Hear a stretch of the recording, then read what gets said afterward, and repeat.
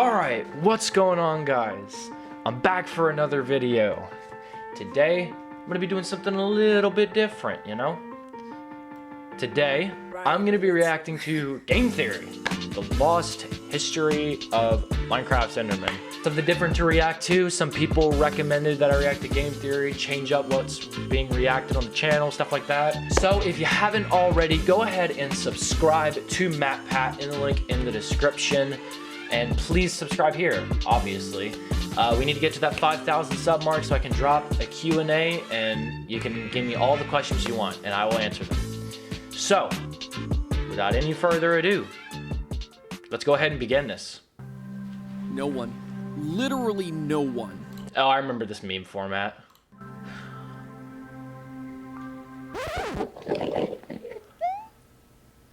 Oh, come on. You gotta be kidding me. I'm surprised that you're making a house out of all that. I mean, what?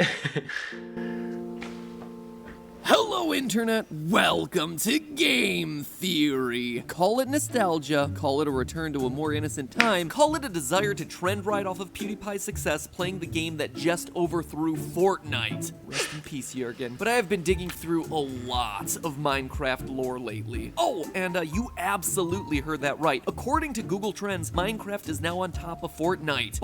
I'm pretty sure it's higher than that now. In terms of web search and here on YouTube. It's like the Grover Cleveland of video games. And by that I mean a game that was king, gave up its crown to someone else, but then snatched it back. Just like old Grover C. did when he was elected president. History's only double president, for that matter. Honestly, double president. Like the only thing Grover Cleveland's known for? Heck, this True. 10 fascinating facts article on him couldn't even come up with anything remotely interesting, let alone fascinating. What was I talking about again? Oh yeah, Minecraft on the other hand is endlessly fascinating because for a game that's now 10 years old, happy anniversary by the way, its lore still hasn't been cracked. Oh sure, there's plenty of speculation and lots of really good ideas, but to my knowledge, no one has truly been able to piece together a final, all-encompassing, all mysteries of this world tied together lore solve. And so today I don't really plan on doing that. I'm not even gonna pretend. I'm starting to learn that people take it really seriously when I say stuff like, today we're solving this. So let me instead say this quite honestly to you. I'm gonna do my best to start us on a journey to solve this. I wanna start a conversation with all of you where we can pool our knowledge and figure this out together. I wanna put together my thoughts on pieces of evidence that stood out as particularly interesting to me, propose to you what I interpret that to mean, and then leave further discussion in our collective communal hands. It's a theory. It's always a theory. And like any theory, it's meant to be discussed, analyzed, criticized, added to, tested. And because it's a theory about video games, it's meant most importantly of all to be fun. And if along the way we solve some deep-seated lore mysteries, great, more power to us. These games at the end of the day are puzzles to solve. And so I'm gonna do my best to lead that charge in solving those puzzles, but I want you to be there. I love what he does here is that when he's speaking, he's doing this B-roll thing. He's basically doing B-roll, and a lot of his videos are B-roll. And when he says something like charge, when he takes charge of it, dude, he just comes up with him on a freaking horse and then just sits there and animates it. Like, so creative. With me every step of the way. And so our first step when it comes to solving Minecraft is tackling the Enderman. Originally programmed into the game as a joking reference to Slenderman, these tall, dark, and handsome creatures, well, just tall and dark, I guess, have become These guys freak me the hell out when I'm playing. the cornerstone upon which all other lore in this game is built. Solving what the Endermen are is essential if we have any hope of truly coming to the definitive solution as to the hidden backstory of this game. And after exploring the design of survival mode, the gameplay decisions, even ancillary canonical content in books like the Ma Bestiary, surprise, surprise, I have myself a theory as to what they actually are. Admittedly, it's not a new theory, but what it lacks for in originality, it more than makes up for in evidence and observation. It is my proposal to you. So basically what MatPat is doing is he basically is smarter than me and can give evidence better, like writing an essay. So, which is I've never been good at. I still can't write an essay for the life of me. Today that the Endermen and I'm in school still. They're not ghosts. I almost thought that they were insects, but that one didn't pan out. No, what they are is Insects. human. They're brilliant humans. Humans who are in trouble. A literal fight for their lives. Okay. Needed an escape, but in the process, they suffered a horrific fate, reducing them to the moaning shadows of a fallen civilization that they are now. So Basically, they got taller and skinnier. Like me. spirit of Minecraft, let's start building ourselves a theory, shall we? What do we know about these creatures? Well, first, we know that they're one of the game's neutral mobs, meaning that they're not going to attack you unless they're actively provoked. This is already interesting because it means that, in many ways, they come in peace. I mean, look at the list of mobs and all of their behavior patterns. Anything else that's nice to you is either an animal, a villager, or a zombie pigman, which is weird and honestly merits an episode of its own for another day. Everything, and I mean everything else, is hostile, except for the Enderman. So already there's a bit of an odd, tenuously peaceful relationship between us and the Enderman, but it gets even weirder when you can I like the peace sign that he added as well, and the nice, like, tie-dye background. consider that they're the only other creatures other than Steve or Alex able to move blocks. Sure, they're kinda picky about what blocks they pick up, but carrying blocks is an ability only shared between our character and the Enderman. As the mob bestiary says, quote, "They will not just pick up any block, but will choose only clay, dirt and sand, flowers and other plants, and rather oddly, TNT. Some claim the Enderman is indulging in a form of play or attempting to communicate." Speaking of communication, we also know that they can talk, or at least had the ability to talk. Listen to some of the sound clips from when Endermen are idling near you. You hear it? There's clearly a language here, a real language that we as humans can understand. Listening Well, no, not really. again, you should be hearing, hey, hello. This next one is really clear. What's up? Well, see, here's the thing here. When you look at a word and then you listen to the audio, your brain, don't quote me on this, I believe it's when you look at a word and then you hear something, your brain's going to tell you, or not tell you, but like you're going to think that that's what it is. I mean, hey, if he is actually saying what's up, then he's saying what's up, but...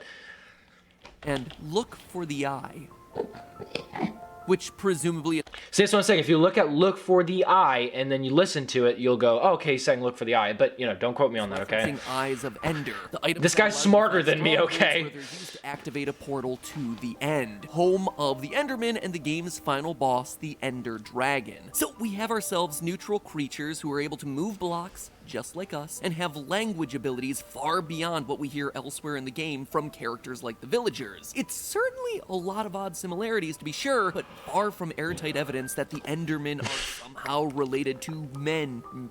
But now let's take a minute to actually look at their home, the End. The End is a weird final dimension for Minecraft. It honestly feels to me like where the game started to run out of money. Endstone and purple blocks, ugly purples and yellows everywhere, huge chunks of landscape missing, and giant cities that you can visit far off in the distance, all of which are eerily empty. This is the home of the Enderman, sure. Even the mob bestiary says it. But look closer and you see that while the Endermen may call this dimension home, and they certainly wander around in the empty open landscapes, these giant looming Thanos purple buildings aren't for them. What do I mean by that? Thanos purple. Well, let's take a look inside the End cities. There's tons of great loot hidden all over the place. Inside That's true. the chests, you can find everything from enchanted swords to saddles and armor for your horse. The Minecraft Gamepedia breaks down everything that we can find here, but Dalla, ching ching. something's wrong with that list. None of these items are actually useful to the Endermen. They don't wear armor, they don't attack with swords, and they certainly don't ride animals. Heck, there are no animals in the End to ride. Even the fact that the items are kept in chests should be a huge red flag here. Remember, Endermen are only picking up certain blocks, and none of those blocks entail chests. They can't use these things or the thing that stores those things.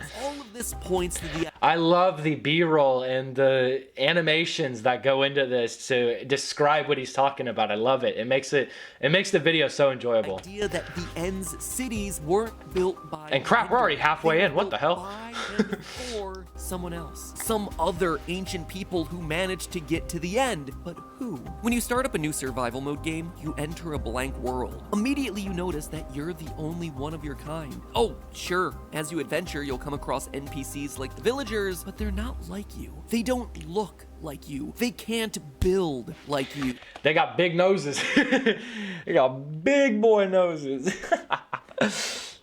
You and the villagers are fundamentally different. It's almost as if you're a different species. This fact is even supported by zombie attacks. When bit, a villager doesn't transform into a normal zombie. It turns specifically into a zombie villager. Regular zombies and zombie villagers are different. In fact, the only times that you ever really see anything that looks even remotely like you, it's always in the form of undead enemies. Zombies, drowned, husks. It implies that once upon a time, there were other humans here, but they all died en masse. It's a strange detail that you probably know. Apocalypse. Shrug it off and you continue. Yeah, I mean, I could get by with the theory that basically you live in an apocalypse world. I could honestly believe that. On your journey. Then you start discovering pre-existing structures, mine shafts, temples in the desert, monuments underwater, all abandoned, all of them lost to time. Again, you're the only person who can build things in this world, and you certainly didn't build any of these things, so where did they come from? Making things even more suspicious is the fact that ruins like desert temples are protected by cleverly designed booby traps, elaborate fake floors. Advanced society of builders once lived in the overworld, but have since disappeared. So that begs the question, where did they go? Maybe They died. Which in turn led to the armies of the undead mobs. That's what I was thinking. Every night. And while I certainly think that that's part of it, it's not the whole story. Because we know that they went somewhere, teleported somewhere. And while they could have gone any number of places, we know for a fact that one of the places they ended up was the end. How can we be so sure? Strongholds. Strongholds are the hidden... I love the dramatic text too. The dramatic text and the big old, like, you know, the boom that they do for dramatic, like, effect. So good at the editing. Ancient ruins that contain massive portals to the end. Whatever this ancient society was, they were so advanced that they could figure out how to build these things, which in turn makes them more advanced than even you, the player. In survival mode, you can't craft the end frames necessary to construct this thing. In order to travel to the end, you must find these portals hidden within the stronghold. And let's stop there for a minute. I mean, have you ever thought to question that name? Stronghold? It's a pretty odd choice. Personally, I would think it to be like the portal room, or the gateway room, or the altar, or something, anything like that. But instead, the designers of Minecraft named it Stronghold, a term that refers to a highly secure structure built for defending against attacks. And there's that idea again, an ancient civilization of advanced builders that was quickly dying. A group of builders, just like our player, who were being threatened in the overworld and needed an escape. And what they created was a portal to another dimension, the end, where, wouldn't you know it, they built cities to store the items and armor from their previous world. But there was one thing that they didn't expect, that this would be a one-way trip, that the portal would close up behind them, leaving them stranded in a strange and barren wasteland. Sure, they were safe from whatever was killing them in the overworld, but now they were trapped in a wasteland guarded by an unstoppable dragon, and they came unprepared. Based on what we see in the chests, they came in. I'm wondering if if MatPat will ever do a theory about like what's the deal with the Ender Dragon though, because like it's like, oh, they just kind of showed up and the Ender Dragon was, well, just there, just kind of there. So I wonder what if he ever has done a theory, or if he's going to do a theory on that, because I'd want to know where the Ender Dragon comes from. With swords and armor and horses. Effective weapons to be sure, but not against an otherworldly foe. A giant foe that flies around and attacks with towering bows. I mean, if they're making bow and arrows and crossbows, yes, because if he's flying around, all you have to do is make a bow and a crossbow and just unload on the guy. So that one I feel like is a stretch, because surely that they're gonna bring bows, right? They made bows. You can get bows. So Maybe I'm looking too much into it. This thing, hence why it's still living when we arrive. And as we know from the game, the only way out of the end is through defeating the Ender Dragon. And since they couldn't, they were stuck, trapped there for generations. They learn to live in harmony with the dragon. They make a new life with whatever limited resources they have there, building homes using the strange end stones and purple blocks. They run out of food and soon have nothing to eat, so they turn to the strange chorus fruits found there. Chorus fruits, which, funny enough, have teleportation properties. And over time, they change. They adapt to their new surroundings. Oh, sure. I like that effect. I like that effect that you put like a warp to it and then you made it into an Enderman. I like that. Features, according to the diagram of the bestiary, their brains are very human-like, and they have the flat faces and wide eyes indicative of humans. They still do vaguely look like our player character, but they evolve to grow taller, which makes picking the tall stalks of chorus fruit similar to how giraffes' necks got longer to more easily reach higher up leaves. The fruit's teleportation abilities starts to rub off on them. So instead of having to rely on ender pearls to teleport around, they instead naturally gain the ability from their diet. Over time, they slowly forget their ability to build. I mean, why build when there's no escape? When there's not even many resources with which to craft? But they still retain the ability to pick up blocks. Though their skill for speech gets forgotten, they do retain a rudimentary language, still speaking in those distorted words.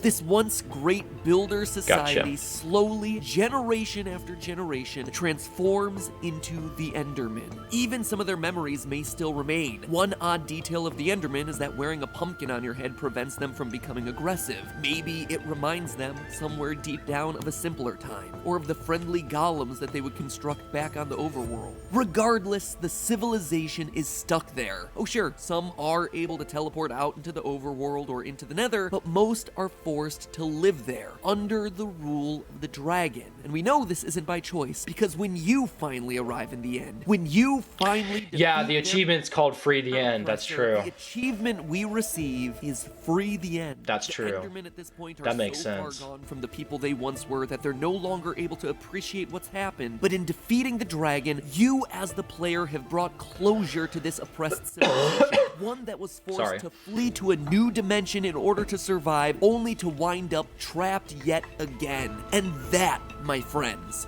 is the story of Minecraft. You're a builder, and you follow in the path of the great builders who came before you, discovering their work, learning of their enemies, unlocking their technology, and ultimately freeing them from their greatest oppressor. Now, admittedly, there are some difficult things to explain here, like how this ancient civilization got access to the ender pearls necessary to craft the Eyes of Ender required to build a portal. I can if see they that. themselves become the Endermen, it would require some sort of time loop, which honestly there isn't a whole lot of evidence for. Instead, my thought here is that the Ender Pearls are items that they learn to create before becoming Endermen, before going to the end. I mean, think about this. We know that this ancient civilization was able to access the Nether, End Rods and Eyes of Ender. Which I like to call hell, because technically it is. It looks like it. I think, pretty sure Nether's hell. They both require blaze-related materials to craft. So this civilization had definitely visited that dimension, and thus knew how to access the powers of teleportation. So maybe they learned how to harness that in a smaller portable form, i.e. the Ender Pearl, before ever making it to the end? I'm not 100% sure. It's honestly just speculation to try and solve for this theory's biggest problem. Anyway, I want to know, what do you think? Did you like it? Did you not? Let's build it out from there. Why do they hate Endermites? Where'd the villagers come from? And seriously, what is the deal with the zombie pigman civilization? Like I said, the Endermen are just the start to the puzzle that is Minecraft, but there is still plenty more here for us to discover. So until then, remember, that's just a theory. Okay. What is that? Theory. Thanks and for watching. Cut. And hey, if you enjoyed that, all right, that was very good. All right, well, that was cool. Now I know more about the Enderman. I still hate them. I don't care. But yeah, that's cool. See, like these kind of videos, hopefully you guys would like game theory. You get to learn stuff. A lot of you guys liked Minecraft, so I picked this. And yeah, so I hope you guys enjoyed. Please go subscribe to MatPat if you have not already. He makes amazing videos. Subscribe here, of course. We're gonna hit that 5,000 sub mark. I'll get you guys the Q&A. Once we hit 5,000, ask me anything you want. And I'll see you guys in the next video. Excuse me, take care. And peace.